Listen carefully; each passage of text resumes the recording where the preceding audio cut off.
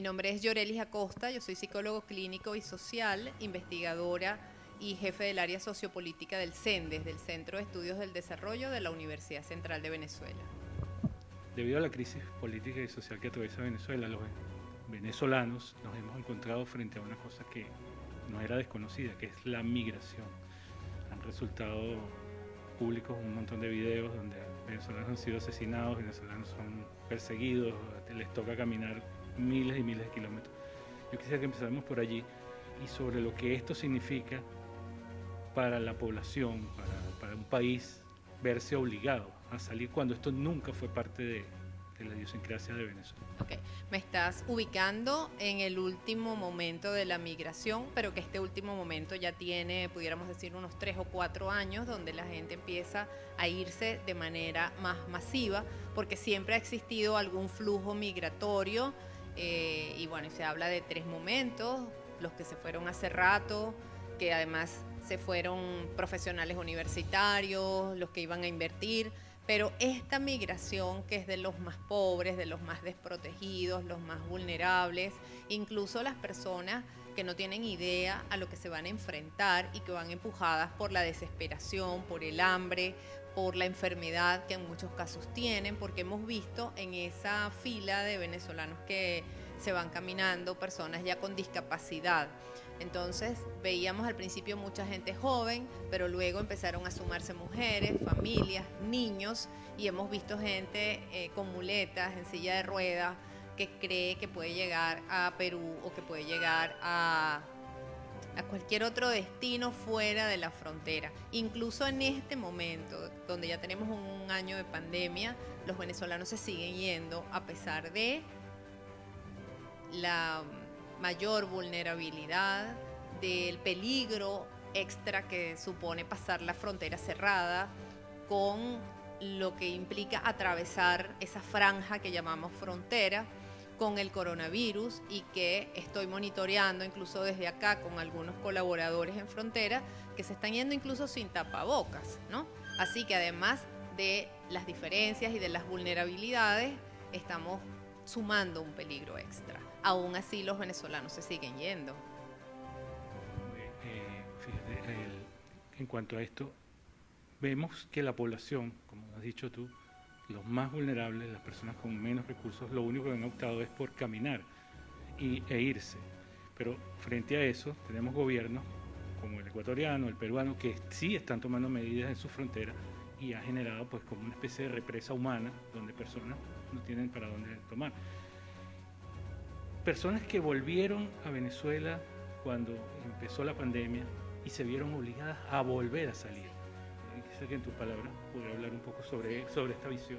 Dos cosas podemos decir: que la pandemia trajo una recesión económica en todos los países del mundo, y todos los países tienen problemas, y la pandemia hace que estos problemas pues se hagan mucho más agudos.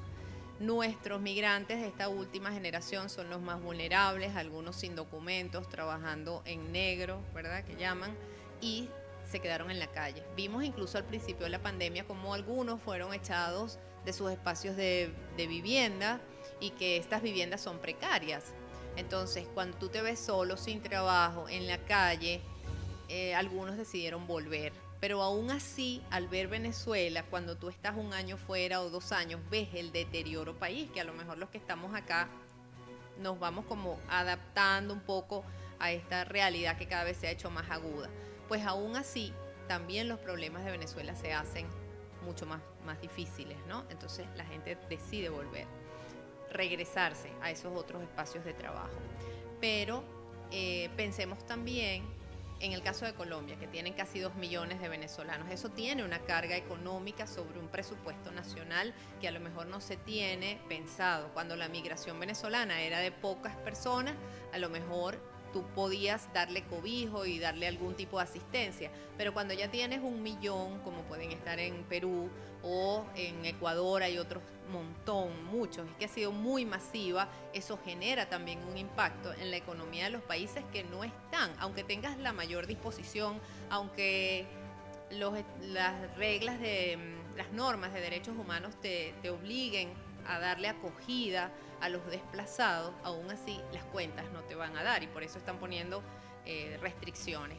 Entonces la pandemia vino a agudizar todos estos elementos, a agudizar las crisis económicas, a hacer unas inversiones ahora extras porque todos los estados deberían proteger a su gente, deberían vacunarlos, por ejemplo, y todos estos son números que los números, pues así como no dan en Venezuela, tal vez no estén dando en otros países de América Latina. Se compara este hecho de la migración venezolana con casos como el de Siria. ¿Coincides en esa afirmación? Bueno, algunas personas más seguidoras de estos números y de los momentos históricos y de los contextos dicen que no es posible comparar, ¿ok? Pero si nos comparamos con nosotros mismos, que esa sí tiene que ser nuestra referencia, o incluso América Latina, no ha habido un movimiento de personas tan fuerte como el nuestro. Y nos puede haber llamado la atención algunas caravanas migratorias como El Salvador, como en México, ¿verdad? Que intentan pasar algunas fronteras, pero ya el tema caminantes, por ejemplo, tiene años.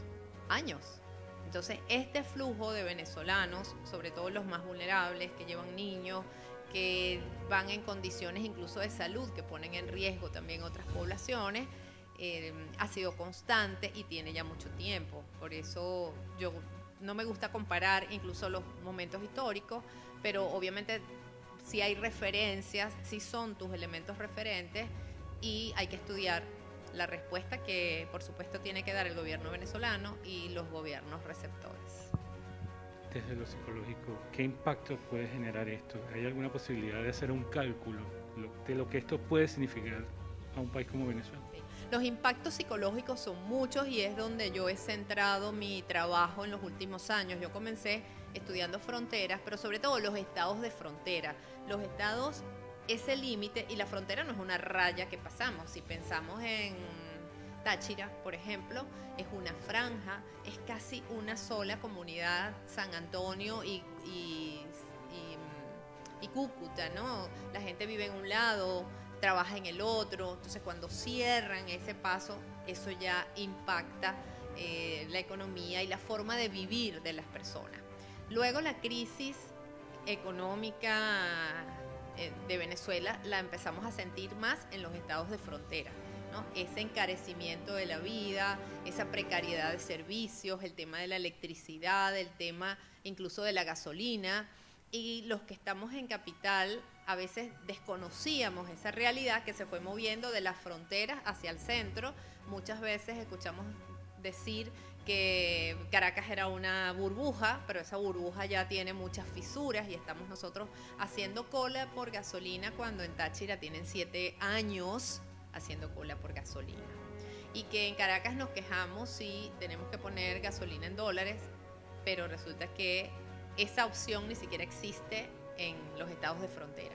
Eso, por supuesto, tiene un impacto en la manera de vivir, en la manera de relacionarte y empieza a darte mucho sufrimiento, ¿verdad? De, oye, los números míos, mi bolsillo, estoy pasando hambre, no puedo cubrir mis necesidades fundamentales, el salario cada vez volviéndose nada.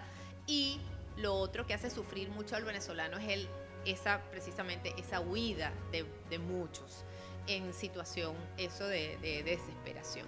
Porque también puede ser una estrategia irse, trabajar y volver, como hacían algunos. Entonces, bueno, yo en 4 meses fuera voy a ganar lo que aquí lamentablemente no me puedo ganar en un año, o estoy ayudando a mi familia. Pero muchos se están yendo sin conocer qué te espera en esa realidad desde la frontera hasta Bogotá, por ejemplo, que te vas a encontrar un terreno muy caliente al principio, luego muy frío, luego montañas. Eso no hay cuerpo que lo resista, o van sin dinero, van sin alimentos, van sin documentos, ¿no? Se van con una ilusión.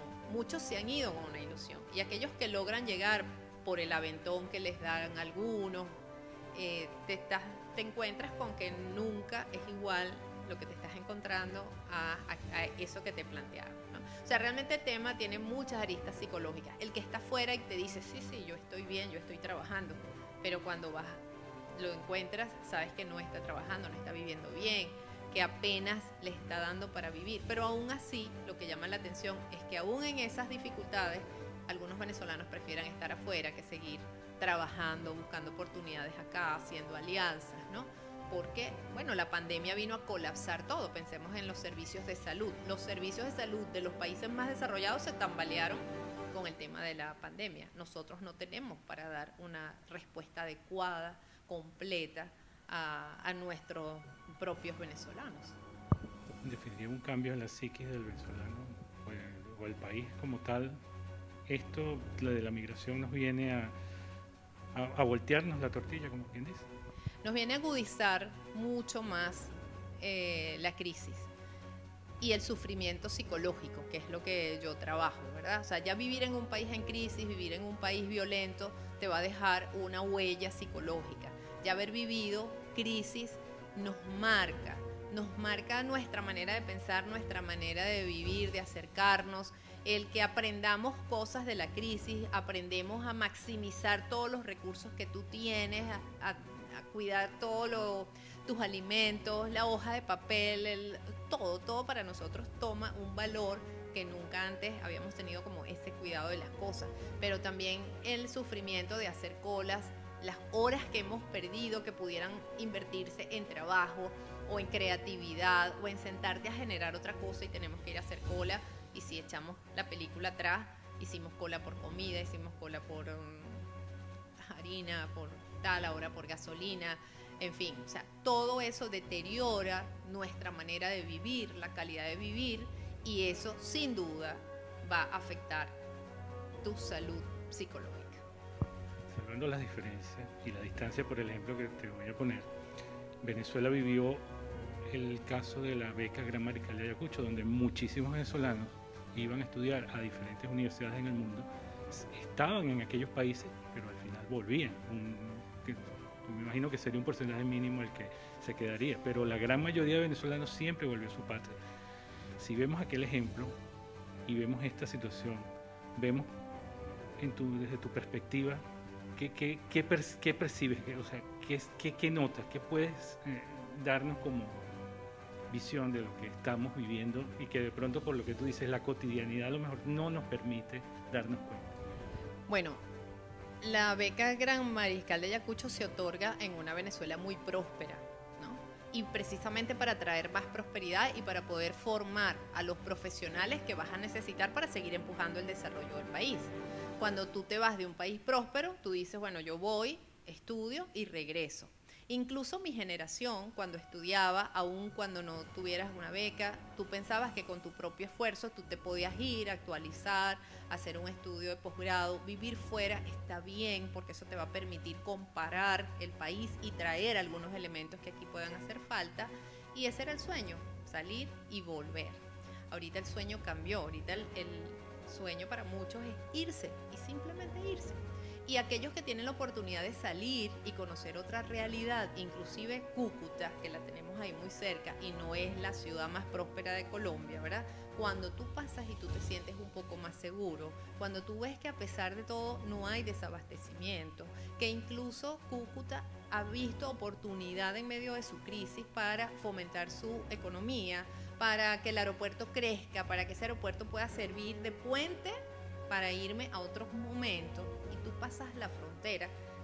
No sé si tú has visto San Antonio en los últimos años, parece un pueblo fantasma, ¿no? Y pasas la frontera y ya te recibe una autopista llena de luz, pero también de impuestos, de pago automatizado. Entonces, cuando tú comparas esa realidad, tú dices, no regreso, me quedo así sea, en la mayor precariedad, pero no regreso al país.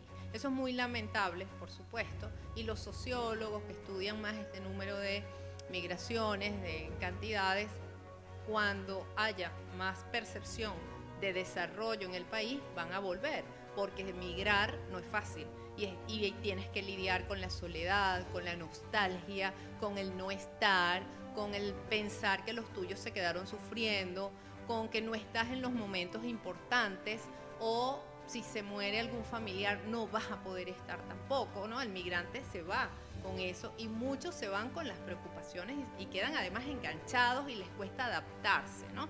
Por esta otra realidad de, bueno, somos nuevos en esta cosa de la migración, y migrar también implica unas competencias que algunos venezolanos no tienen. Entonces, definitivamente es un tema sumamente difícil, con una arista psicológica importante, pero cuando haya más percepción de prosperidad y prosperidad real, van a regresar algunos, pero no todos van a volver. En tu opinión, ya para finalizar, ¿qué le espera a Venezuela con esta situación de migración? Tenemos que aprender a ver esta nueva realidad y dejar la nostalgia. Quiero que mis hijos regresen, quiero que tal cosa. No, es prácticamente, si nos situamos ahorita en pandemia, algunas personas están como desesperadas porque vuelva la nueva realidad y pareciera que no entendimos nada, ¿no? O sea, es otro momento. Así como salieron portugueses, italianos, españoles en su momento, los venezolanos salieron. Ahora tienen que salir a aprender, a mantener sus vínculos con el país, ¿verdad? Que la arepa, así como se está conociendo en todas partes del mundo, siga siendo referencia, nuestra música, nuestra cultura, nuestras maneras de vivir, nuestra manera alegre de ser, porque el venezolano se distingue por eso también, por ser persistente. La crisis nos tiene que hacer más fuertes para mostrar eso afuera e insistir. Y que las familias que aquí están, pues entiendan que la familia tiene otra realidad, que se fracturó, que hay ausencias, pero que esas ausencias pueden estar cerca, aunque estén lejos. Tenemos otra realidad, tecnologías que te permiten seguir en contacto con los tuyos. Pensemos en los portugueses o italianos de mediados del siglo pasado, o sea, tenías que mandar una carta y etcétera. Esa no es nuestra realidad. Hay otra realidad, por favor entiendan esta nueva situación, e incluso como competencia emocional, la apertura a los cambios, flexibilidad, nos va a hacer más fuertes y nos va a ayudar a desarrollar, a adaptarnos, a que la creatividad e incluso la calma también llegue a nuestro corazón. ¿Un mejor país? Un país distinto y que tenemos que echarle mucho para poder salir de la crisis. Mucho. No sé si, obviamente siempre vamos a apuntar hacia lo mejor, pero yo insistiría en trabajar con otros esquemas, con más creatividad, con más fuerza. Tal vez los venezolanos tenemos que aprender eso, o lo estamos aprendiendo. El que se ha ido te dice, es que aquí se trabaja mucho, ¿no? Y sabemos de gente que está fuera 12, 14 horas con contratos de trabajo muy desventajosos, pero los que aquí estamos también estamos trabajando mucho.